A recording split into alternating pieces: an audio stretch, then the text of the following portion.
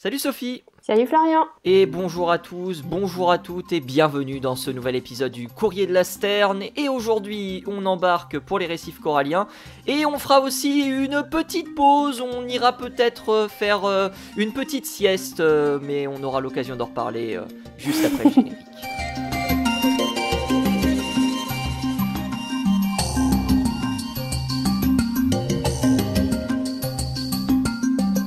Comment ça va Sophie ? Eh bien écoute, plutôt bien. Puis j'avais quelques bonnes nouvelles à vous apporter aujourd'hui, donc ça me fait très plaisir. Et toi, comment ça va ? Fantastique, et bah moi ça va très très bien. De retour pour parler de nos faits ornithologiques des 7 derniers jours, parce que j'ai raté mon introduction et j'ai pas spécialement envie de la refaire. Mais oui, ça va très très bien, ça va très très bien. Et justement, tu vas nous apporter des bonnes nouvelles. Moi je vais parler de sommeil chez les oiseaux. C'est la période. Je vais parler d'une découverte scientifique qui a été réalisée fin novembre dernier, publiée dans Science, rien que ça. Ouf. Et c'est une collaboration entre Français, Coréens du Sud et Allemands. Voilà. Attention, est-ce que tu veux commencer du coup ? Attention, du coup, je vais commencer effectivement par parler de l'étude de Paul-Antoine Libourel, qui nous écoutera peut-être, si c'est le cas, eh bien merci à vous de nous écouter, qui est neuroscientifique au centre de recherche en neurosciences de Lyon, et c'est donc une personne qui a participé avec notamment Wong Young Lee, qui est chercheur au Korea Polar Research Institute, sur le manchot à jugulaire, qui est un oiseau que l'on trouve dans l'hémisphère sud, comme tous les manchots. Rappel, la différence entre pingouin et manchot, l'une des différences entre pingouin et manchot, c'est que le pingouin, on le trouve dans l'hémisphère nord, le manchot, on le trouve dans l'hémisphère sud. Et assez intéressante carte de répartition du manchot à jugulaire, puisque j'ai eu l'occasion de tomber sur une carte qui montre que ce manchot entoure l'Antarctique. Il est même présent sur la péninsule antarctique qui fait un peu la jonction avec le Cap Horn, si je dis pas de bêtises. Mais en réalité, il est présent tout autour de l'Antarctique. On a des colonies, comme je l'ai dit, en Amérique du Sud, on a des colonies dans l'Atlantique Sud, on a des colonies dans l'océan Indien et on a des colonies dans le Pacifique Sud. Donc c'est vraiment un manchot qui fait tout le tour de l'Antarctique et qui a pour particularité, notre cher ami manchot à jugulaire, de posséder un espèce de petit trait noir, comme si j'avais dessiné sur le manchot, d'où d'ailleurs le nom de manchot à jugulaire. Manchot à jugulaire donc, qui est l'oiseau qui a été sur lequel on a mené des recherches lors de ces derniers temps, en décembre 2019, 14 manchots qui ont été équipés d'électrodes et d'autres capteurs. Alors malheureusement, la publication est payante, donc je n'ai pas pu trouver le nom de ces autres capteurs, donc je dois faire avec le croisement de toutes les sources que j'ai trouvées. Il y en a eu de très nombreuses, parce que comme je l'ai dit, l'étude est sortie dans Science, donc forcément c'est une étude qui a fait parler d'elle. Et ils ont équipé ces manchots d'électrodes, mesuré leur activité pendant une douzaine de jours, 11 jours pour être précis, et l'objectif, c'était de mesurer également ce qui se passe dans leur cerveau. J'ai plus le terme exact. Un encéphalogramme Exactement, c'est un encéphalogramme qui a été utilisé. Et leurs résultats sont assez intéressants parce que ils ont découvert que les manchots dormaient. Alors vous allez me dire, waouh, quelle révélation, les oiseaux dorment, incroyable. Non, ils ne dorment pas comme nous on pourrait dormir. Ils passent des secondes, et c'est vraiment des secondes à dormir, et ils font ça 600 fois par heure. Et donc les scientifiques ont remarqué que ces oiseaux, lorsqu'ils retournaient au nid, parce que évidemment les manchots passent à la fois leur vie sur la terre ferme, mais également en chasse dans l'océan, ils ont remarqué que lorsque ces oiseaux étaient sur la terre ferme, les ondes cérébrales se ralentissaient pour atteindre un rythme des oiseaux endormis, mais pendant 4-5 secondes. Et ça, pendant 600 fois par heure, soit à peu près 10 à 12 000 fois par jour. Et ça, c'est une découverte assez incroyable, parce qu'on ne pensait pas que les oiseaux étaient capables de ce genre de choses-là. Alors, on connaît le phénomène de torpeur qui touche certains oiseaux. On pense notamment aux colibris qui ont un énorme métabolisme énergétique à faire fonctionner. Donc forcément, eux ont besoin de faire des pauses relativement souvent. Mais des temps de sommeil aussi courts, c'était quelque chose qui n'a jamais été vu. Alors, pourquoi ? pourquoi avoir cette particularité-là? Parce que se pose la question de savoir pourquoi ces oiseaux possèdent cette particularité. Donc, les scientifiques, ils sont pas sûrs, hein, bien évidemment. Ils ont proposé plusieurs avantages qui pourraient être liés au sommeil. L'un de ces avantages serait que le cerveau se débarrasse de ses déchets cellulaires. D'autres affirment que c'est plus pour affiner les connexions cellulaires.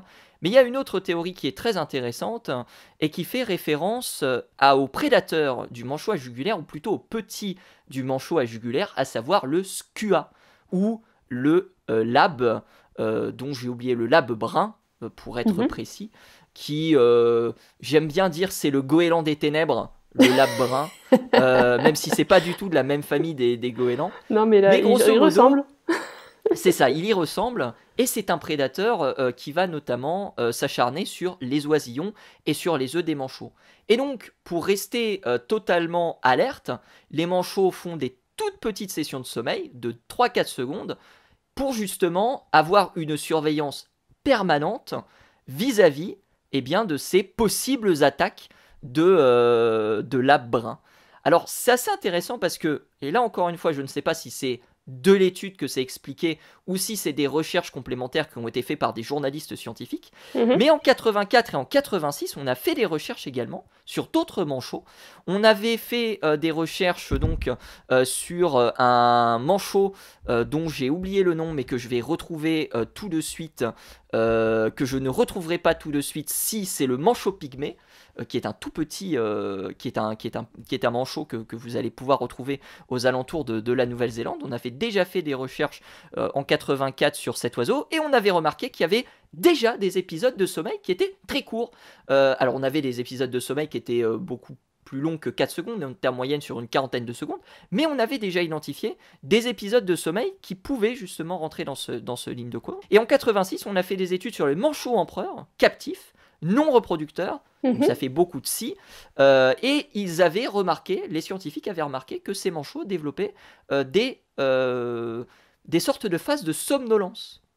Et ils en avaient conclu, et c'est dans la conclusion de l'étude que vous pouvez retrouver, et ça c'est assez intéressant, que les manchots empereurs passaient environ 14% dans cet état de somnolence, mais que, comme on avait des oiseaux qui étaient captifs non reproducteurs, que la valeur qui était relativement importante ici devait être discutée en relation avec la prédation par rapport aux œufs et par rapport aux jeunes manchots qui viennent de naître.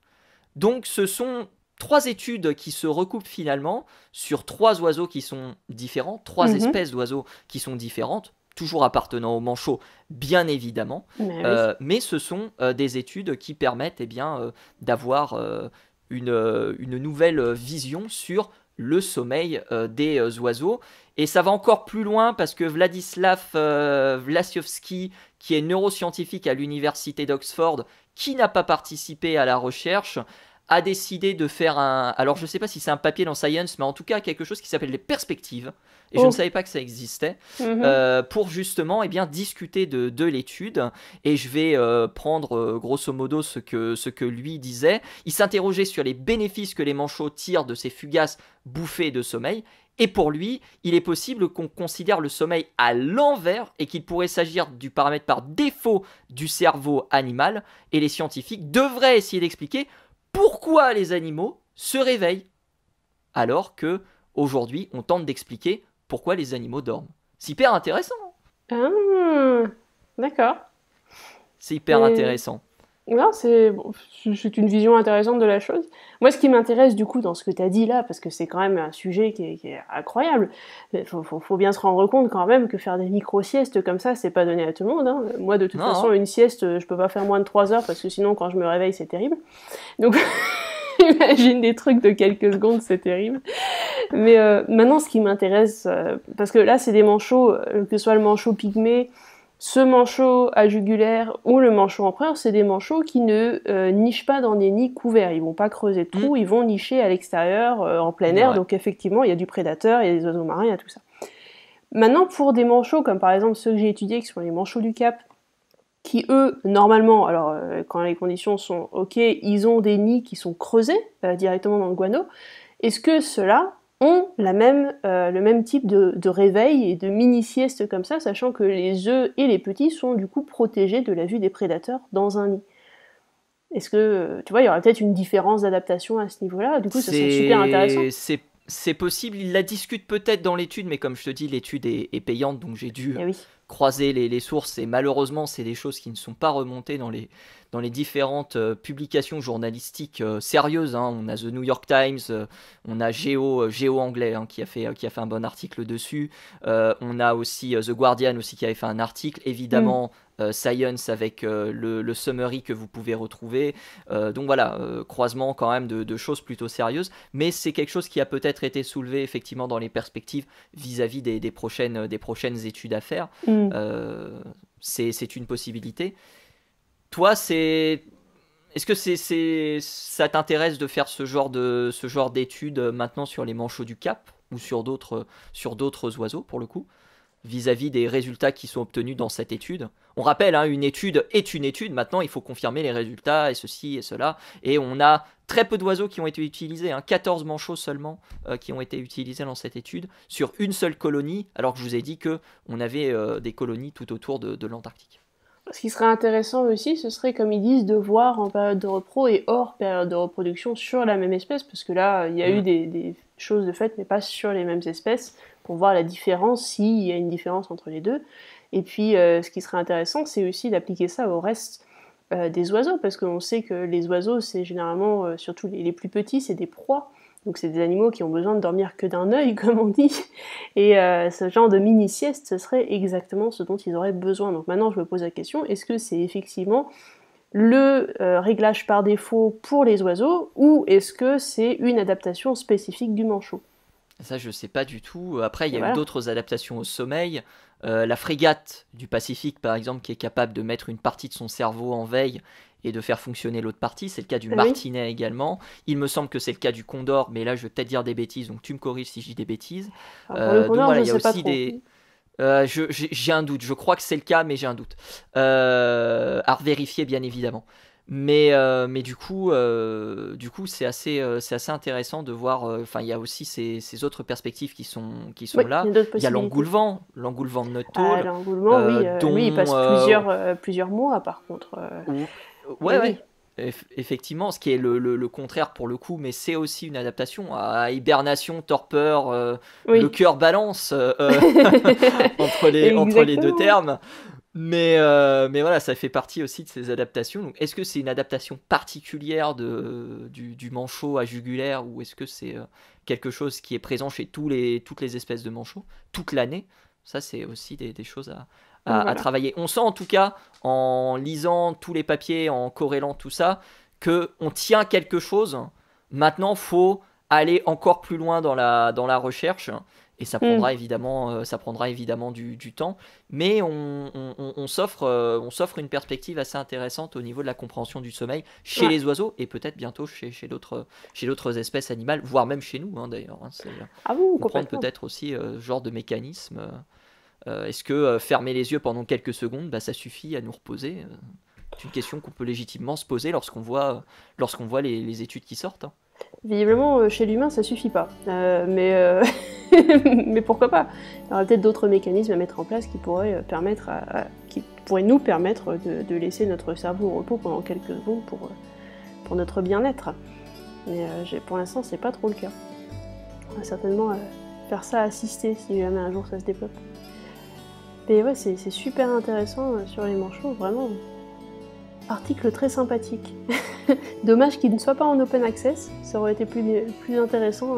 Malheureusement, la recherche scientifique est ce qu'elle est, tu sais aussi bien que moi.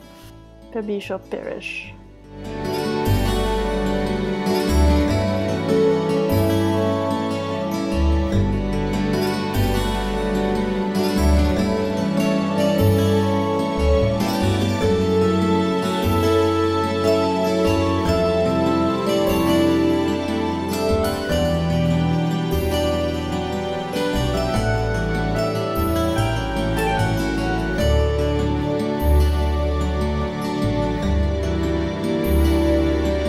Tu vas nous parler de corail désormais. Moi j'en sais pas plus, tu m'as juste dit je vais parler de corail. Ouais, non mais je fais du teasing.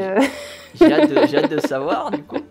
Barrière de corail australienne ou on va dans un autre, pas exactement. pays, non, dans un autre océan? Pas australienne spécialement, on va partir dans l'océan Indien. Ok.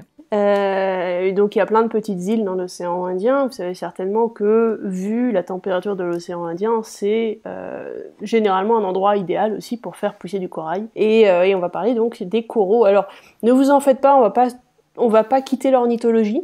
On reste dans l'ornithologie. Il se trouve juste que ces coraux sont liés aux oiseaux.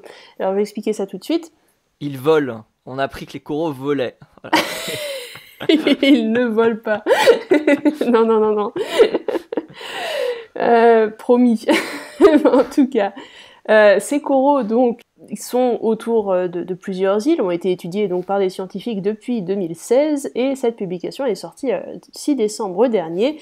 Ça a été fait par l'université de Lancaster, et ces scientifiques ont étudié les barrières de corail qui étaient autour de petites îles dans l'océan Indien, petites îles qui étaient soit peuplées par des oiseaux marins, soit avec une population d'oiseaux marins très réduite, parce que, pour différentes raisons, et notamment parce qu'il y avait des rats sur les îles.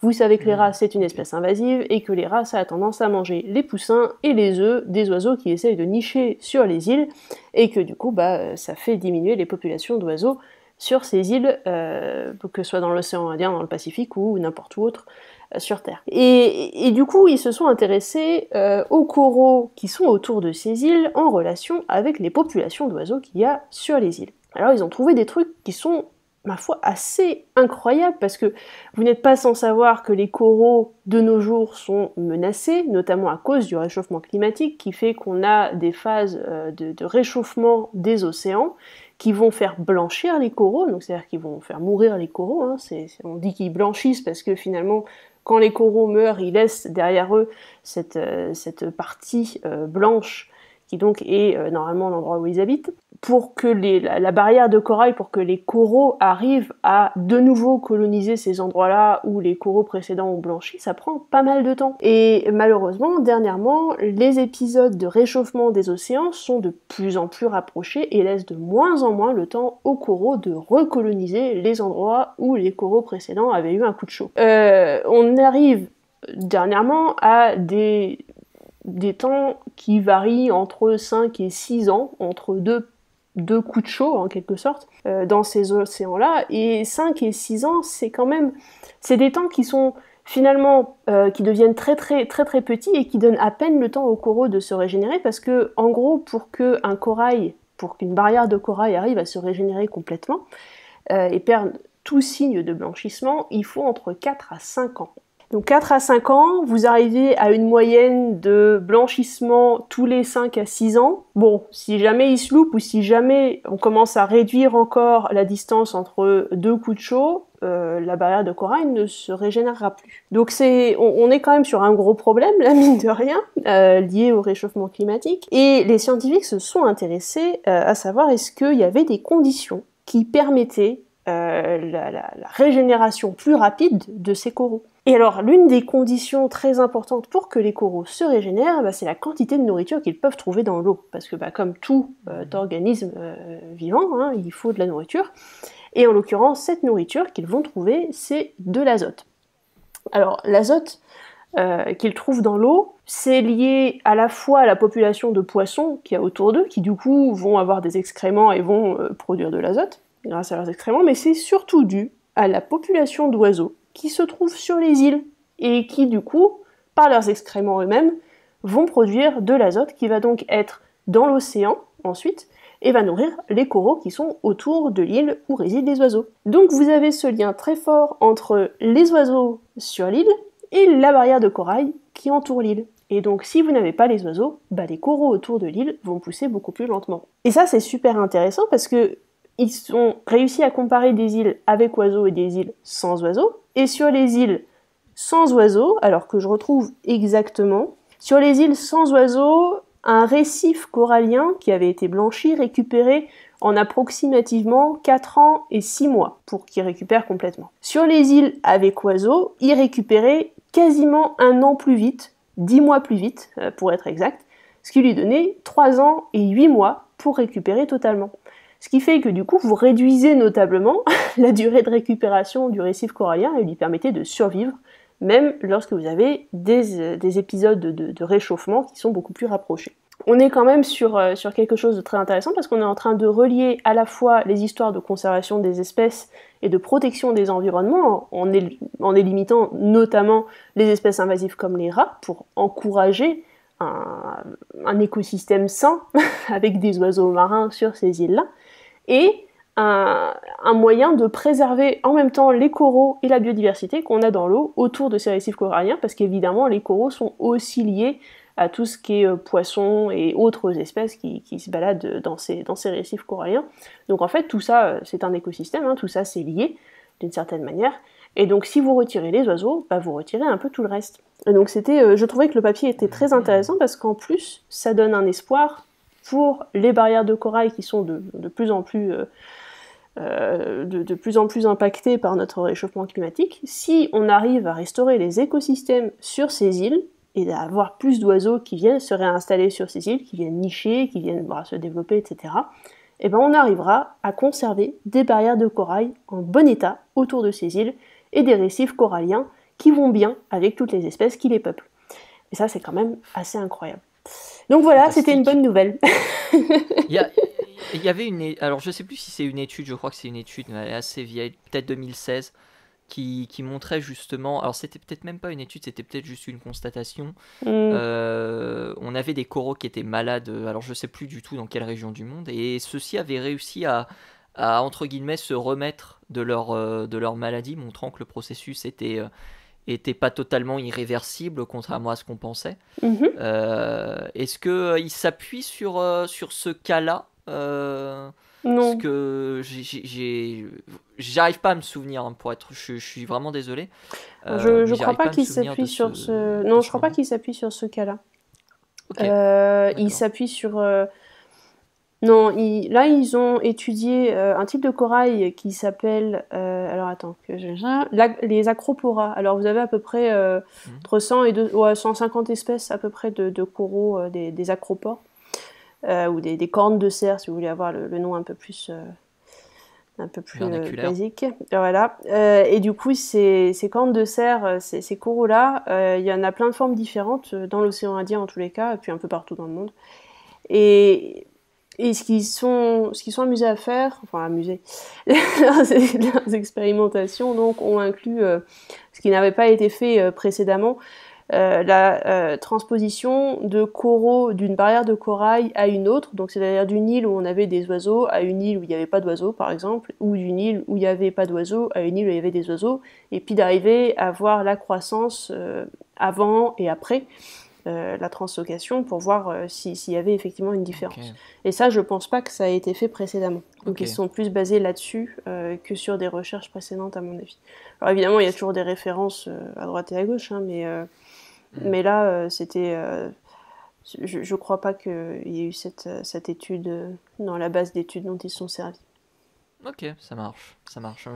Je crois pas que ce soit une étude même, hein. Je dis peut-être des bêtises, mais j'ai un très très grand souvenir d'une barrière de corail qui se restaure d'elle-même. Mais oui. je saurais plus où exactement et savoir si c'est en lien avec les oiseaux ou pas. Le corail, c'est un peu comme le reste. Hein. Normalement, s'il en reste suffisamment et que vous leur laissez le temps de se restaurer, ça marche. Le problème, c'est qu'on leur laisse pas le temps.